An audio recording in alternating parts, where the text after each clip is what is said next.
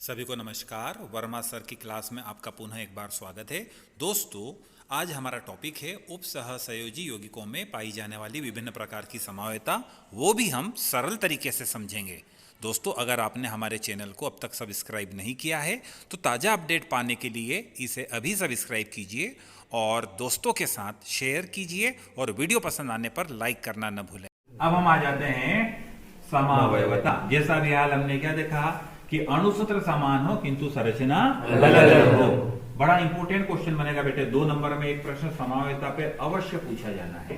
तो हम देखते हैं उप सहसंयोजी यौगिकों में समावयवता 2 प्रकार की होती है। संरचना से संबंधित होगी, संरचनात्मक समावयवता कहलाएगी, और जमावट से रिलेटेड होगी या कुछ गुणों से संबंधित होगी तो उसे हम त्रिविमी समावयवता या स्टेरिक आइसोमेरिज्म हम उसको बोलते हैं। तो संरचनात्मक समावयवता के अंतर्गत पहला हम देखते हैं आयनन समावयवता। देखिए बेटे, 2 सूत्र आपके सामने दिए हुए, ध्यान से देखो। दोनों में एक एक कोबाल्ट दिखाई दे रहा है, दे रहा है। दोनों में 5-5 एमीन दिखलाई दे रहे हैं, दे रहे हैं। दोनों में एक एक बीआर दिखलाई दे रहा है, दे रहे हैं। दोनों में एक एक SO4 दिखलाई दे रहे हैं, दे रहे हैं। यानी दोनों के अणुसूत्र समान हैं, दोनों के अणुसूत्र समान है। लेकिन जब दोनों का आयनन किया जाएगा, क्योंकि आयनन समावयवता देख रहे हैं तो हम क्या बतला रहे हैं, अणुसूत्र समान होते हैं लेकिन आयनन करने पर आयन अलग अलग देते हैं। ये सल्फेट आयन देगा तो ये ब्रोमाइड आयन देगा। ऊपर वाला सल्फेट आयन, क्योंकि उसमें सल्फेट क्षेत्र के बाहर है और इसमें सल्फेट अंदर आ गया, बीआर बाहर है। तो ये 2 ऐसे यौगिक हो गए जिनके अणुसूत्र समान है लेकिन आयन नन करने पर आयन अलग अलग देते हैं। इसलिए ऐसे यौगिकों को हम क्या बोलेंगे, ऑब्जेक्टिव बन जाता है कि ये और ये किस प्रकार के समावयवी हैं, तो हमें आंसर देना पड़ेगा। या आयनन समावयवता किसे कहते हैं, उदाहरण देकर समझाइए। तो ये उदाहरण हो गया, काय का उदाहरण हो गया, आयनन का। दूसरा देखिए बेटे, जली या हाइड्रेट समावयवता। यहां पर हम देख रहे हैं सूत्र CrCl3। क्रोमिल क्लोराइड है एक प्रकार का, जिसके साथ कितने जल के अणु जुड़े हुए हैं, 6 जल के अणु जुड़े हुए हैं। अब जलीय समावयवता की जब बारी आती है तो यहां पर हम देखते हैं कि एक Cr है, ये एक Cr, ये एक Cr, ये एक Cr। हम 3 एग्जांपल बेटे यहां पर दे रहे हैं जलीय समावयवता के। तीनों में क्रोमियम कितना कितना है, एक एक जितना सूत्र में दिया हुआ है। क्लोरीन कितने हैं, 3, ये 3, यहां पर 3, यहां पर देखो बेटे 1 और 2 3, यहां पर 2 और 1 3, ये 3 क्लोरीन हो गए। 6H2O, पहले वाले सूत्र में 6H2O कहां है, अंदर लिगेंड के रूप में। दूसरे वाले में क्या हुआ बेटे, Cl3 एक अंदर आ गया। ये बाहर के 3 नहीं रहे, बाहर अब 2 रहे और एक Cl, तो अंदर वाले को एक को बाहर कर दिया H2O, तो अंदर कितने H2O बचे, 5 बचे। दूसरे वाले में हम देखते बेटे एक और Cl अंदर आ गया, 2 Cl अंदर आ गए 3 में से, बाहर कितना Cl है, तो अंदर अब H2O 6 के बजाय पहले में 6 थे, दूसरे में 5 थे, तीसरे में कितने हो गए, 4 हो गए। और कहां पहुंच गए, 2 बाहर पहुंच गए। कहने का मतलब क्या हुआ, उप सहसंयोजी क्षेत्र के अंदर और बाहर जल के अणु की संख्या बदल गई।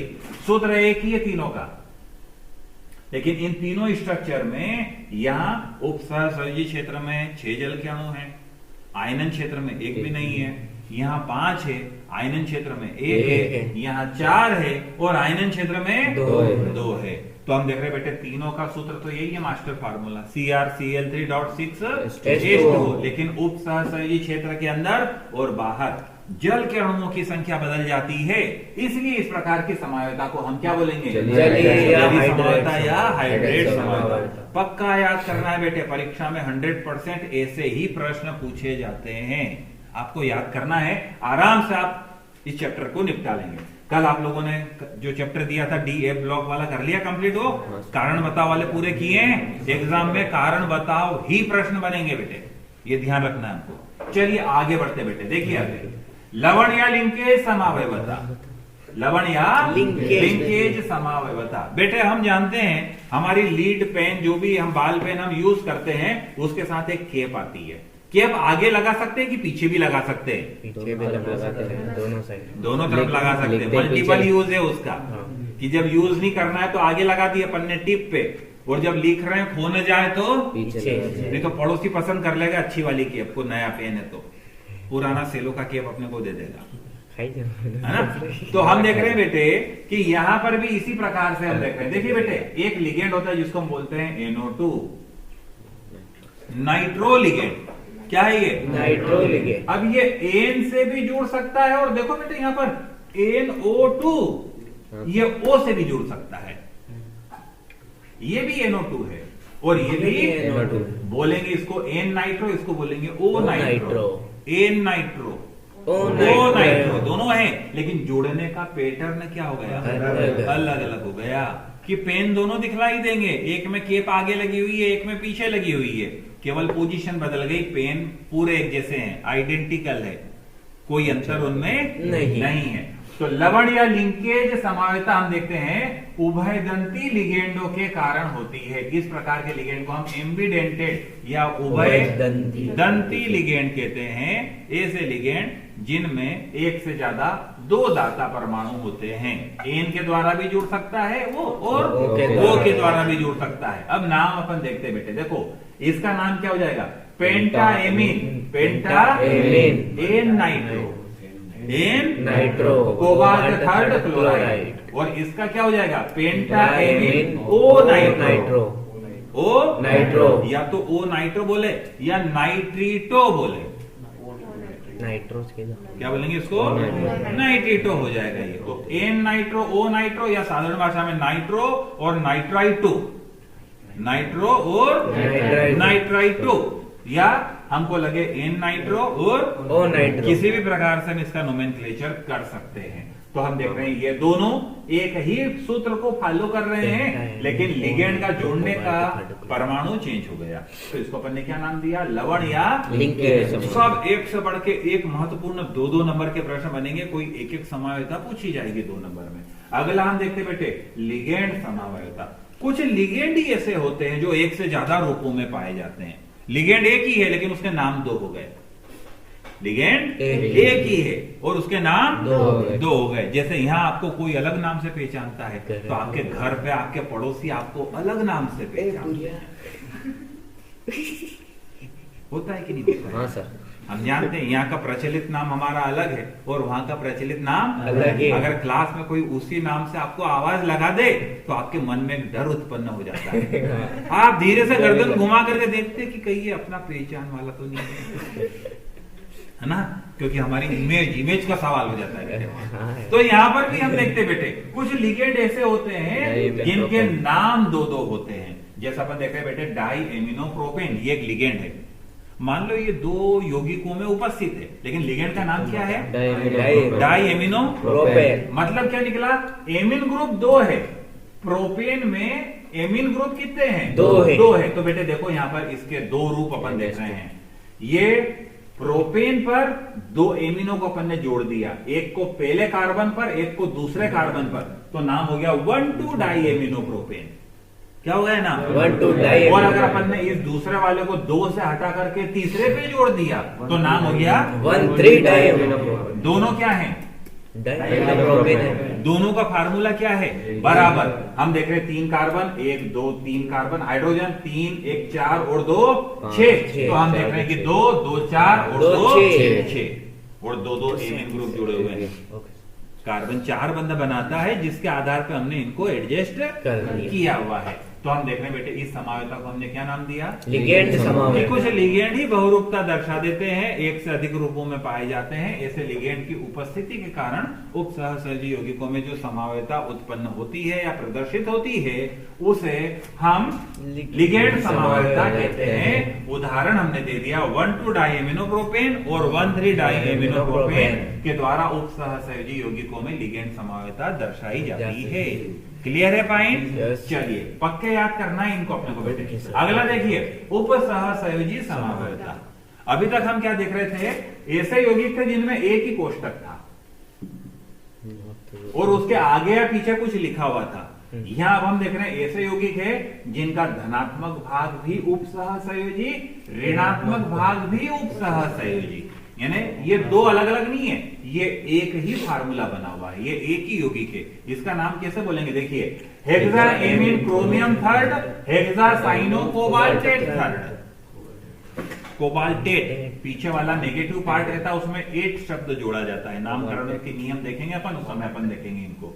तो hexaammine chromium third, hexacyano cobaltate third. अब यहाँ क्या है बेटे, क्रोमियम है, यहाँ क्या है, हमने क्रोमियम और कोबाल्ट को आपस में एक्सचेंज कर दिया। नीचे वाले सूत्र में देखो, सीओ को हमने उठा करके आगे रख दिया, तो नाम हो गया हेक्साएमीन कोबाल्टेट। Cobalt third. आगे रहेगा तो कोबाल्ट, पीछे था तो कोबाल्टेट, आगे है तो क्रोमियम और पीछे होगा तो क्रोमेट हो जाएगा ये।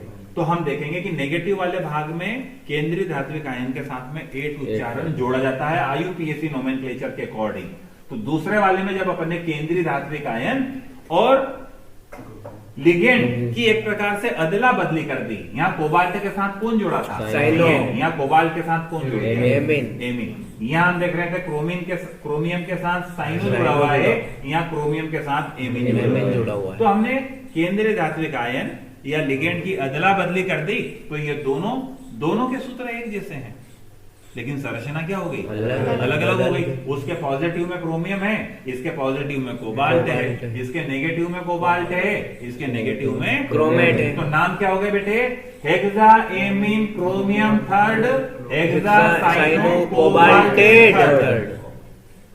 ये पहले का हुआ। तो दूसरे का क्या हुआ, हेक्साएमीन कोबाल्ट थर्ड और हेक्सासाइनो क्रोमेट थर्ड। तो ये क्या हो गए बेटे, उपसहसहयोजी समवेता को प्रदर्शित करने वाले एग्जाम्पल हो गए। अब अगला बेटे देखिए, बहुलीकरण समवेता।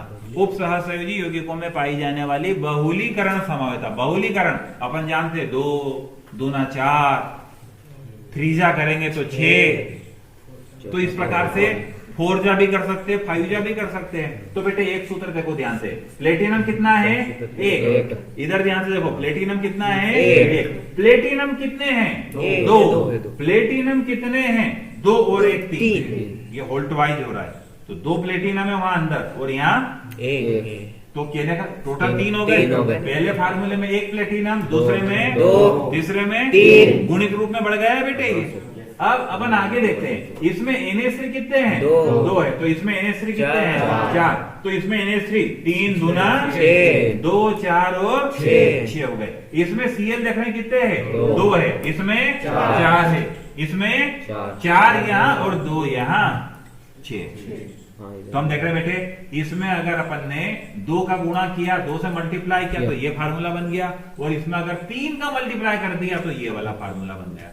तो ये तीनों क्या प्रदर्शित कर रहे हैं, बहुलीकरण समवेता। हम देख रहे हैं बेटे, क्लोरोएमीन प्लेटिनम संकुल है ये, जिनमें Cl भी है, NH3 भी है और Pt भी है।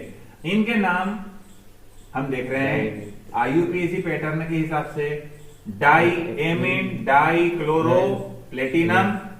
दूसरे में अपन देखेंगे tetraammine platinum, tetra chloro Palatinate, पीछे वाले भाग का। इसमें 2 के लिए अपने को 20 शब्द बोलना पड़ेगा, तो 20 लिख करके ब्रैकेट में हम लिखेंगे ट्राईएमीन क्लोरो प्लेटिनम और बदलाएंगे टेट्रा क्लोरो प्लेटिनेट। इस प्रकार से ये नाम होंगे इनके। तो ये हम देख रहे हैं बहुलीकरण समवेता। आगे चलते बेटे, त्रिविम समवेता 2 प्रकार की होती है। ये एग्जाम में प्राय नहीं पूछी जाती, लेकिन शॉर्टकट अपने को ध्यान में रखना है। पहला ज्यामितीय समवेता, दूसरा प्रकाशिक समवेता। देखो हमने बतलाया है उपसहसहयोजी संख्या मुख्य कौन कौन सी होती है, 2 होती है, 4 होती है और 6 होती है। हम 4 और 6 वाले यौगिकों को देख रहे हैं यहाँ पर, 4 और 6। मान लीजिए हम देख रहे हैं एम मेटेलिक आयन है, उसके साथ में A2 ए प्रकार के 2 लिगेंड है और B4 बी प्रकार के 4 लिगेंड है। एक स्ट्रक्चर ये बना, जिसमें हम क्या देख रहे हैं कि A के पास A है, A के पास A है, और दूसरे में हम देख रहे हैं A से दूर A है। 4 B हैं M के साथ जुड़े हुए, लेकिन समान समूहों के बीच में न्यूनतम दूरी, समान समूहों के बीच में अधिकतम दूरी। तो ये ज्यामितीय समवेता प्रदर्शित करते हैं समपक्ष विषम पक्ष रूप, या अंग्रेजी में बोलते हैं सीसोर ट्रांस, सीसोर। तो ये उपसहसहयोजी संख्या कितने का एग्जांपल देखा, 6 का।